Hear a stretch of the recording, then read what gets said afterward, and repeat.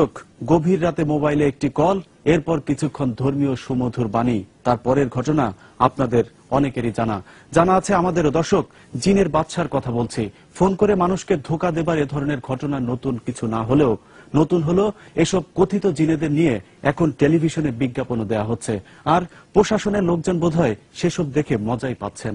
আধ্যাত্মিক তান্ত্রিক জগতের অন্যতম শাস্ত্রীয় সাধক শাহ দবির চিশতির তেলেসমাতি জিন সাধনায় আপনার জীবনের যে কোনো জটিল ও কঠিন সমস্যাগুলো। আপনি কি লটারিতে বিজয়ী হতে চান? আজই সরাসরি মোবাইল করে গোপন নাম্বার জেনে নিন। এসব আজগুবি বিজ্ঞাপন চিত্র টেলিভিশনে দেখার পর অনেকেই হয়তো নিজেদের কঠিন সমস্যার সহজ উপায় খুঁজতে স্ক্রিনে দেখানো নম্বরে ফোন করেছেন। তারপরের তিক্ত অভিজ্ঞতা যে কারোর জন্যই বিব্রতকর। জিনের সাহায্যে শত্রু দমন, রাশির কুপ্রভাব থেকে মুক্তি ইত্যাদি বিষয়ের চ্যালেঞ্জ দিয়ে সমাধান দেয়া হয়। মধ্যরাতের পর থেকে কয়েকটি টেলিভিশন চ্যানেলে এ ধরনের বাছ বিচারহীন বিজ্ঞাপন চলতে থাকে। মূলত দেশের বাইরে থাকা বাংলাদেশিদেরকে প্রতারণার ফাঁদে ফেলতেই তাদের এই আয়োজন। আমেরিকা বিজয়ী কে চৌধুরী, কফিল বা মালিককে বশ করা, প্রেমে ভালোবাসায় ব্যর্থ, স্বামী স্ত্রী অমিল, বিভিন্ন ধরনের সমস্যার কথা বলে প্রচার করা এসব বিজ্ঞাপনের কোনটিতে শুধু মোবাইল নম্বর, কোনটিতে আবার ঠিকানাও দেয়া থাকে, যদিও সেগুলো আসলে ভুয়া ঠিকানা। বিজ্ঞাপনগুলো আলাদা আলাদা হলেও এসবের সবগুলোর হেকিম, কবিরাজ কিংবা ভণ্ড জিন অথবা জিনের বাদশা যে নামে ডাকা হোক না কেন, সবগুলো নিয়ন্ত্রণই একটি চক্রের হাতে।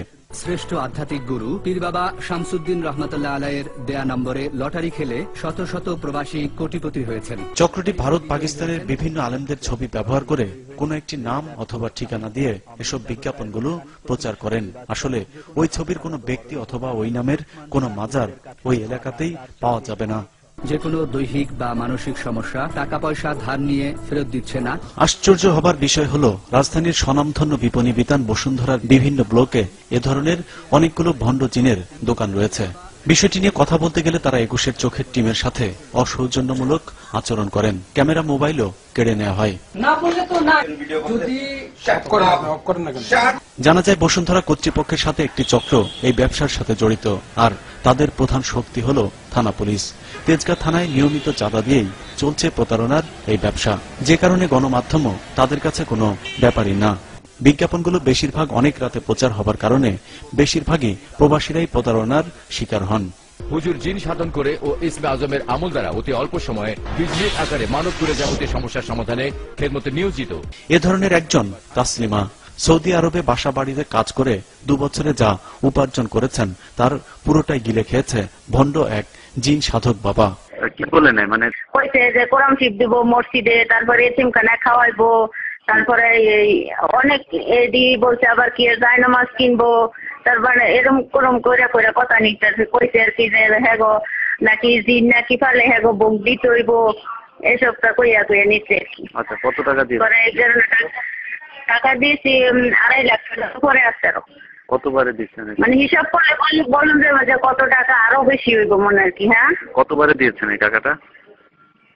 টাকা দিছি ১২ বার হইব। ঠিকানাটা কি ছিল আপনার টেলিভিশনের? ঠিকানাটা ওই যে আসছিল যে লেখা হয়েছে যে রুম নাম্বার ৮৮, সিটি বসুন্ধরা, প্রান্ত পর্দা। দর্শক, টেলিভিশন চ্যানেল অথবা নামি দামি মার্কেটগুলো যখন অবৈধ প্রতারণামূলক মিথ্যে এসব ব্যবসায় সহায়তা করছে, তখন ফাঁদে পা দেওয়াটাও সাধারণ মানুষের জন্য অনেক স্বাভাবিক ঘটনা।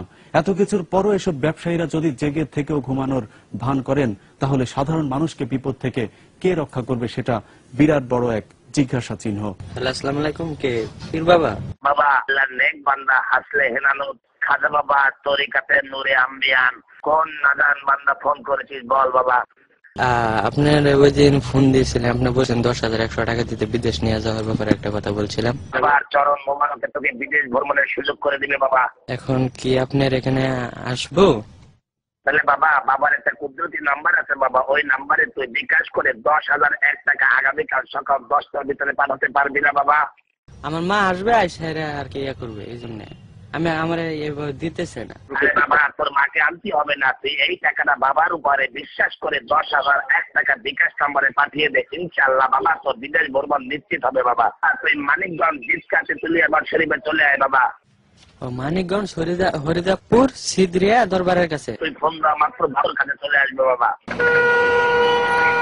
আনিসকে নিয়ে আমরা মানিকগঞ্জে যেতে থাকি, উদ্দেশ্য বাবার মাজার।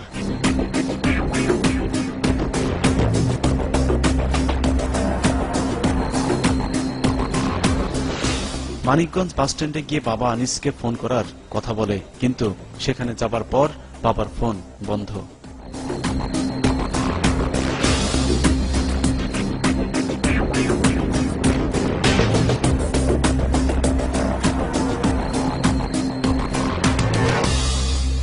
পরে বাবার দেয়া ঠিকানা অনুযায়ী ছিটকা মাজারে গেলেও সেখানে গিয়ে হাসনে হেলানুত খাজা বাবার তরিকতে নূরে আম্বিয়া নামে কাউকে পাওয়া যায়নি। আপনারা কি টেলিভিশনে কোনো অ্যাড দিচ্ছেন যে জিন সাধক বা মানুষের যত ধরনের সমস্যা আছে সেই সমস্যাগুলো সমাধান করবে, এরকম কোনো অ্যাড দিচ্ছেন টিভিতে? না, কখনোই না। দর্শক, মানিকগঞ্জে আমরা যখন নূরে আম্বিয়াকে খুঁজে ফিরছিলাম ঠিক তখনই 21 চোখের আরেক দল মুন্সিগঞ্জে অন্ধ বাবার দরবারের সন্ধানে, কিন্তু সেখানেও বিজ্ঞাপনে দেখানো অন্ধ বাবা নামে কোনো ব্যক্তি বা মাজারের অস্তিত্ব খুঁজে পাইনি। ওই যে যাত্রাবাড়ি থেকে বলছিলাম ভাইয়া একটু বাবার লোক একটু কথা কইতাম ভাইয়া, আমার মায়ের তো মায়েরা যাইতেছে ভাইয়া। টেলিভিশনের বিজ্ঞাপনে দেওয়া ফোন নম্বরে কল করলে ভণ্ড বাবা জানান মুন্সিগঞ্জ থানার পাশে গিয়ে যে কাউকে জিজ্ঞেস করলেই অন্ধ বাবার মাজার দেখিয়ে দেবে। আসলে পুরোটাই ধোঁকা। অন্ধ বাবার মাজার নামে কোন কিছু আছে এখানে? অন্ধ মাজার, অন্ধ বাবার মাজার না, অন্ধ মাজার না। মাজার না থাকলেও বাবার কাছে প্রতারিত হওয়া মানুষের অভাব ছিল না। অন্ধ বাবার নাম করে তাদেরকেও ঠকানো হয়েছে। কিছুই নাই, সুস্থ হয় কিন্তু ফাঁকিবাজি করে টাকা নাছে। টেলিভিশনের বিজ্ঞাপনগুলোতে ঢাকার গুলশান, বনানী, মোহাম্মদপুর, মিরপুর, ফকিরাপুর, শাহালির মাজারের আশপাশ সহ বিভিন্ন ভুয়া ঠিকানা দেওয়া হলেও সেগুলোর কোনোটাই সত্যি নয়। নূরে নুরানি দয়ার ভান্ডার, আয়েশা মুশাররফ শপিং কমপ্লেক্স, শনিরাখড়া, ঢাকা। দর্শক, মাজারের ঠিকানা ভুয়া হলেও বিজ্ঞাপনে দেওয়া মোবাইল নম্বরগুলো কিন্তু 24 ঘন্টায় খোলা থাকে। বিকাশ অ্যাকাউন্টও করা আছে ওইসব নম্বরে। সেই নম্বরের মাধ্যমে তাদেরকে ধরার প্রযুক্তিও রয়েছে গোয়েন্দা পুলিশের কাছে, কিন্তু সপ্তাহখানেক তাদের পেছনে ছুটেও ডিবি পুলিশের কোনো সহায়তা পাওয়া যায়নি। এর কারণ আমরা বলতে চাই না দর্শক, এটা বুঝে নেয়ার বিষয়। গোয়েন্দা পুলিশ নিজেদের পকেট সামলাতে জিনের বাদশাদের ধরতে না চাইলেও আমরা কিন্তু থেমে থাকিনি। জিনের বাদশাদের আস্তানার সন্ধান আমরা পেয়েছি। দর্শক, জিনের সঙ্গে আপনাদের সাক্ষাৎ করাবো, তার আগে বিরতিতে যাচ্ছি। আশা করছি ফিরে এসেও আপনাদেরকে সঙ্গে পাবো।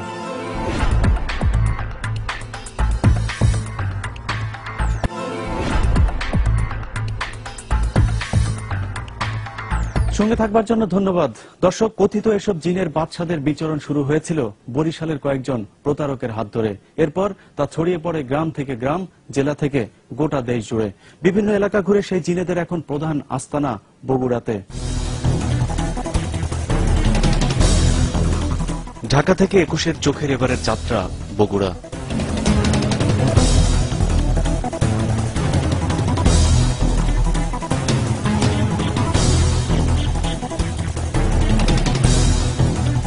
সেখান থেকে হরিরামপুর, নন্দীগ্রাম, দুর্গাপুর বাজার হয়ে গ্রামকে গ্রাম ঘুরে বেরিয়েছি জিনের খোঁজে। কিন্তু কি আশ্চর্য, খোকনের বর্ণনার সাথে এলাকার লোকজনের কথা মিলছে না। এ ধরনের কোনো ঘটনা নাকি তারা জানেনই না। এটা তো বলতে পারেন, দেখা করতে পারে না, তা তো জানি না ভাই, যারা ব্যবসা করে তারাই ভালো বলতে। আমরাও হাল ছাড়িনি। অলৌকিক এমন ঘটনার শেষ না দেখে রক্ষা নেই। দুপুর গড়িয়ে বিকেল পর্যন্ত জিনের বাদশার খোঁজে আমরা আরো কয়েকটি এলাকায় ছুটতে থাকি। কিছু দূরেই কাহালু উপজেলার জামগ্রাম বাজার। হাটের দিন প্রায় 100-5 লোকের সমাগম হয়েছে বাজারে। সেখানকার মানুষগুলোর কাছেও জানতে চাইলে তারা যেন কিছু একটা লুকাবার চেষ্টা করে। এটা বিদ্যুৎ দিলে এখানে দেওয়া যাবে না, বহু লোকজন আছে, বহু লোকজন। আপনারা আজকে আসছেন, আর কোনদিন আসবেন, থাকবেন কি রাতে আমাদের কাছে? থাকবেন না তো, তাহলে আমরা ক্লাসে থাকবো, ওরাই তো মেরে দেবে। এদের মধ্যেই কেউ কেউ মুখ খুলতে শুরু করলো। 22,000 টাকা মারতেছে, 22,000 এই মোবাইলে। 22,000 টাকা দাও ঈদের 2 দিন আগে, তখন মেলা টাকা হিচ্ছে বাবা। আমি গরিব মানুষ, বেটা আমার 100 টাকা আছে। একটা দিছি 5,000, একটা 10,000, একটা দিছি 7,000। ফেরত পাইছেন কত টাকা? 1 টাকা ফেরত পাই নাই। আর দিবেন না? আরো দিমু। প্রথম অবস্থায় মনে করেন যে রং নাম্বারে ফোন দেয়া, মানে সম্পর্ক তৈরি করে তাদেরকে এখানে মানে প্রলোভন দেখে নিয়ে আসে আর কি। নিয়ে আসার পর ওই টাকা পয়সার কেটে টেটে নিয়ে মনে করেন দিয়ে পাঠায়। এর সাথে তো থানার লোকজন জড়িত, পুরো জড়িত। থানার লোক 1 লাখ করলে 20 লাখ থানা 20,000 থানা ইনকেশ করে। তার মানে জিনের বাচ্চাদের খোঁজ মিললে মিলতেও পারে, কিন্তু ঘটনার নেপথ্যে থেকে কারা এসব করছে তা এলাকার মানুষ জানেন না অথবা জানাতে চাইছেন না। কিন্তু জানাতে না চাইলেও এসব ঘটনা চাপা রাখা যায়নি।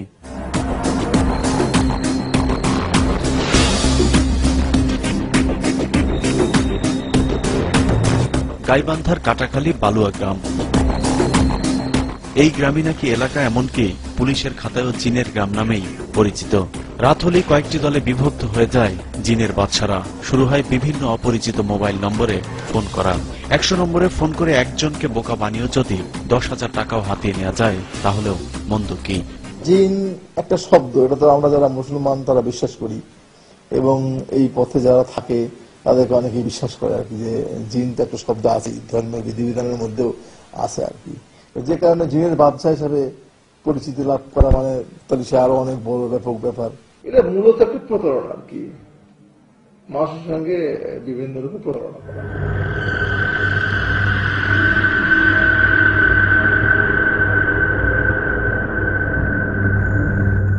সন্ধ্যা গড়িয়ে রাত, তারপরও আজ জিনেদের ধ্যানে বসার খবর নেই। সাংবাদিক যাবার খবর শুনেই জিনের ব্যবসায় ধর্মঘট চলছে।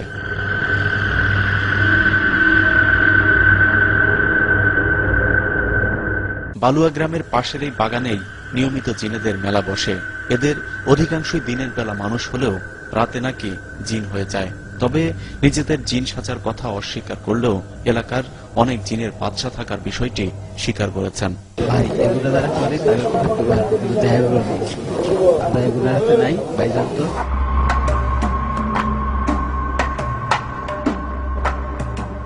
এরকম একজন জিনের বাড়িতে আমাদেরকে নিয়েও যাওয়া হয়।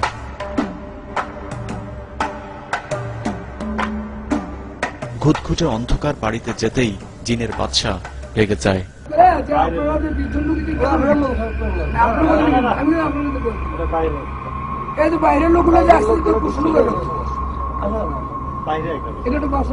এক জিনের বাড়ি থেকে বের করে দেয়া হলেও বিভিন্নভাবে আমরা অন্য জিনেদের সন্ধান করতে থাকি। শেষ পর্যন্ত লালু নামে এক জিনের বাদশার সন্ধান পাই। লালুর বন্ধু মাসুদকে নিয়ে আমরা তার আসরের দিকে হাঁটতে থাকি।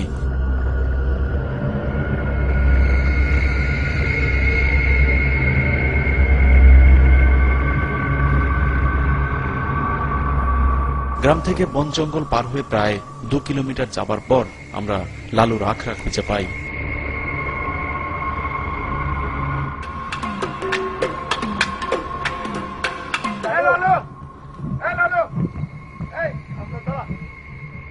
দৌড়ে পালানোর চেষ্টা করলেও তার বন্ধু মাসুদের সহায়তায় সে আমাদের সাথে কথা বলতে রাজি হয়। আসল নাম লালু হলেও জনে জনে তার নাম পরিবর্তন হয়ে যায়। হ্যালো বেশ বাবাজি, আসসালামু আলাইকুম। বাবাজি, মহান আল্লাহ পাকের হুকুমে, আল্লাহ পাকের আদেশে বাবাজি আমি দুখানা কথা কদম বলিব, যে কথা কদম শুনলে বাবাজি তোমার ভালো হবে, মঙ্গল হবে। বাবাজি দুনিয়ার বুকে শান্তি পাবি, পরকালেও শান্তি পাবি, আল্লাহ পাকের জান্নাত নসিহত করবি, বল আলহামদুলিল্লাহ। বাবাজি আল্লাহ পাকের হুকুমে, আল্লাহ পাকের আদেশে, আল্লাহ পাকের হুকুম হয়েছে, আল্লাহ পাকের আদেশ হয়েছে এই গভীর অজনীতে তোর সঙ্গে দুখানা কথা কদম বলার জন্য।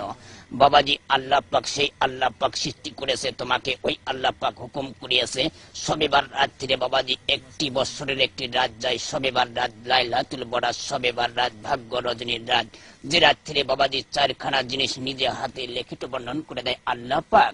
বাবাজি হায়াত, মৌত, এজেক, দৌলত, এই দৌলতের ভান্ডার থেকে আল্লাহ পাক শবেবার রাত্রিরে তোমার কপালে মাটি মিসকে 7টা হাড়ি ধন সম্পদ আল্লাহ পাক দান করে দিয়েছে, বল আলহামদুলিল্লাহ।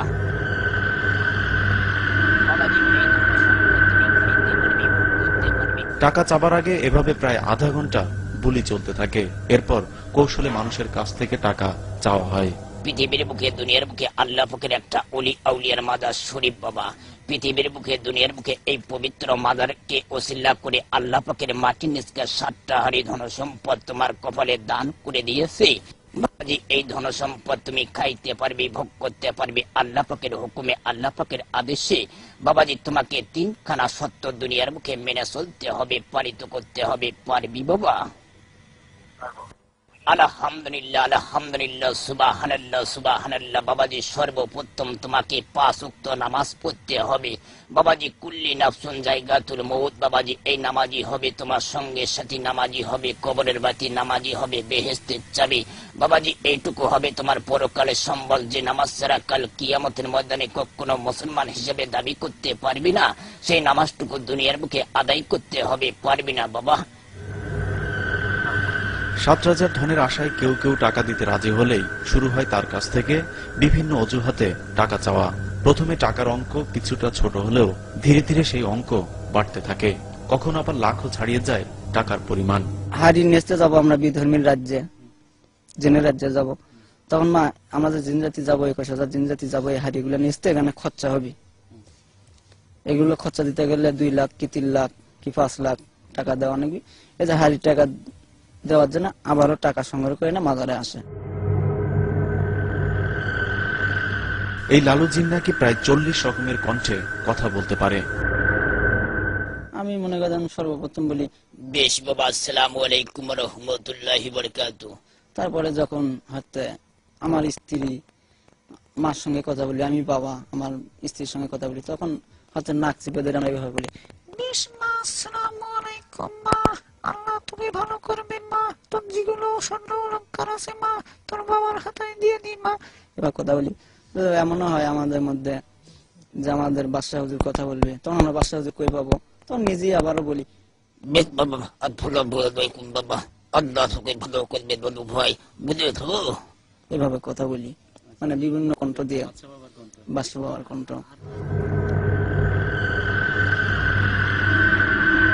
এলাকায় লালুর মতো নাকি আরো প্রায় 1000 খানেক জিন আছে, আর তাদেরকে নিয়ন্ত্রণ করছে বগুড়ার তোতা নামে এক কথিত জিনের বাদশাহ।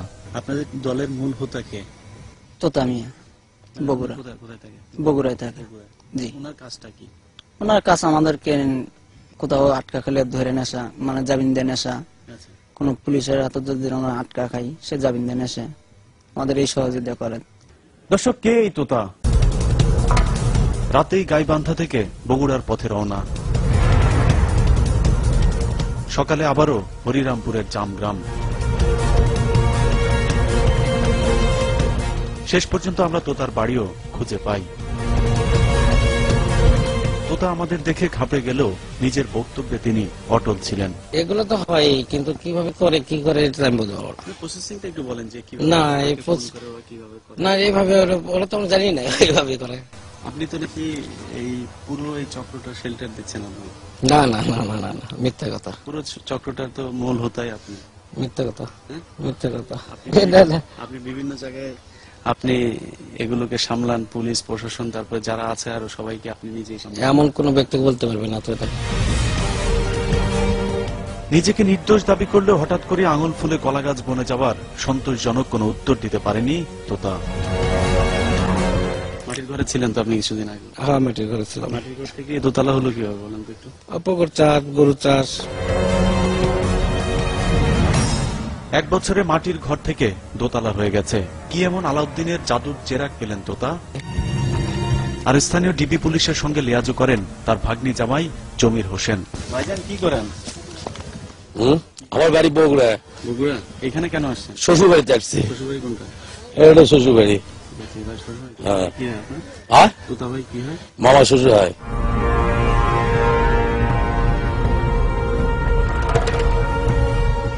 বালুয়ার শুভ সুন্দর করে কথা বলা রপ্ত করেছেন শুধুমাত্র জিনের ব্যবসার জন্যই। লাভজনক ব্যবসা হওয়ায় মাস্টার্স ডিগ্রি পাশ করার পরও চাকরির জন্য চেষ্টা করেননি।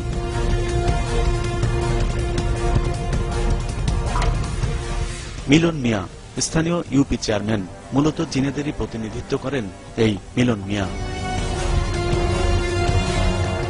বিভিন্ন গণমাধ্যমে বিজ্ঞাপনের কাজটিও তিনিই করেন। তাদের সাথে রয়েছে আইটি এক্সপার্ট, মোবাইল কোম্পানিগুলোর কিছু অসাধু ব্যবসায়ী, যারা তাদের শত শত মোবাইল সিম সরবরাহ করে থাকেন নিয়ম বহির্ভূতভাবে। দর্শক, বরিশাল বগুড়ার গাইবান্ধার কয়েকজন প্রতারক মিলে ঢাকায় বসে শুরু করেছিলেন জিনের বাচ্চার এই প্রতারণামূলক ব্যবসা।